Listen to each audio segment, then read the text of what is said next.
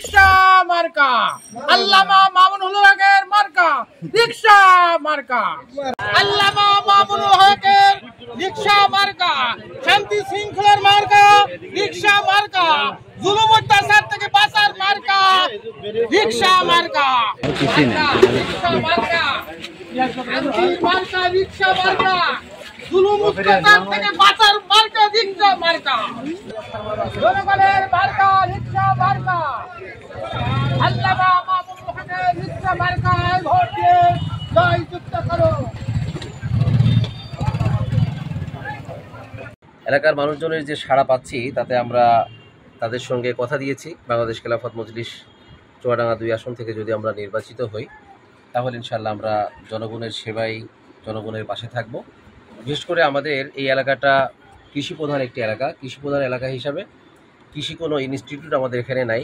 আমরা কথা দিয়েছি বাংলাদেশ খেলাফত মজলিস দায়িত্বে আসলে ইনশাআল্লাহ কৃষকদেরকে নিয়ে কাজ করবে। এলাকার 90% মানুষ গ্রামের মানুষ, তারা গ্রামে বসবাস করে এবং এই গ্রামের মানুষকে তাদের গ্রামেই যেন তারা আয় রোজগারের এবং উপার্জনের একটা উত্তম পথ তারা এখান থেকে তৈরি করতে পারে, সেই লক্ষ্যে আমরা কাজ করবো ইনশাআল্লাহ।